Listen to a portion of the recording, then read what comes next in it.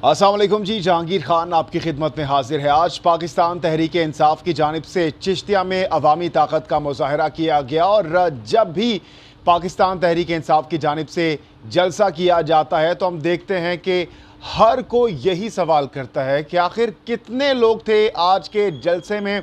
मैं आपको बताने जा रहा हूं। साथ ही साथ आज के पाकिस्तान तहरीक इंसाफ के जलसे के दौरान इमरान खान साहब की जानिब से खिताब में कौन सी बड़ी और अहम तरीन बातें की गई, ये भी आपके साथ शेयर करने जा रहे हैं। सबसे पहले बात करेंगे कि कितनी बड़ी तादाद में लोगों की जानिब से आज पाकिस्तान तहरीक इंसाफ के जलसे में शिरकत की गई।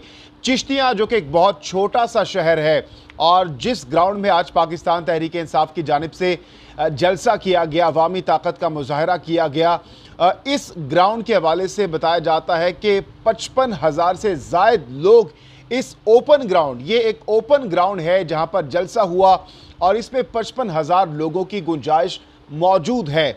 और जो फुटेजेस, जो वीडियोस, जो तस्वीर सामने आ रही है इस वक्त सोशल मीडिया पर, उसमें हम देख सकते हैं कि ये पूरा ग्राउंड खचाखच भरा हुआ दिखाई दे रहा था।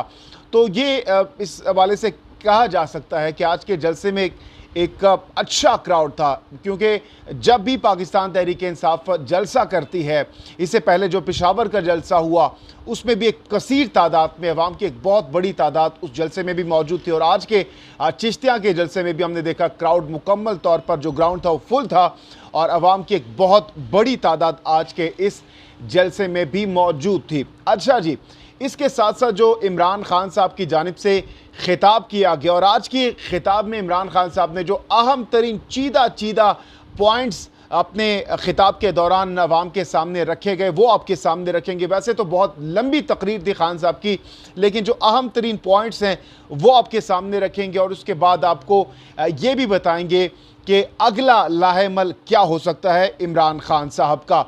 अच्छा जी, सबसे पहले तो इमरान खान साहब की जानिब से कहा गया कि पाकिस्तान बदल चुका है, अब लोगों में शऊर आ चुका है, अब खूनी इनकलाब नहीं बल्कि वोट के ज़रिए इनकलाब आएगा।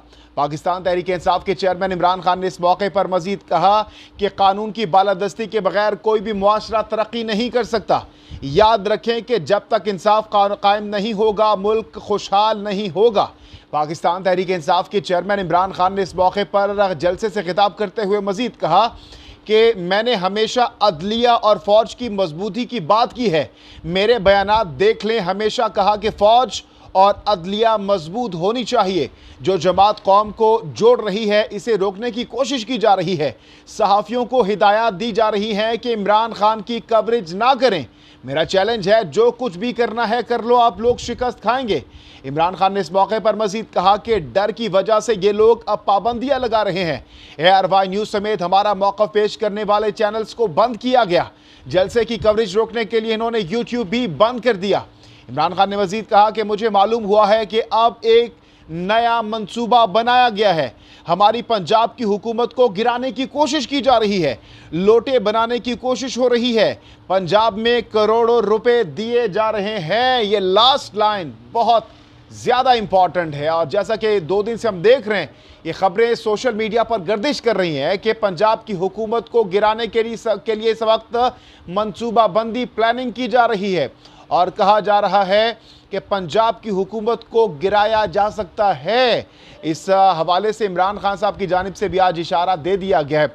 अच्छा जी, अब देखते हैं कि इमरान खान साहब, क्योंकि सैलाब की वजह से बताया जा रहा है कि इमरान खान साहब की जानिब से लॉन्ग मार्च का ऐलान नहीं किया जा रहा।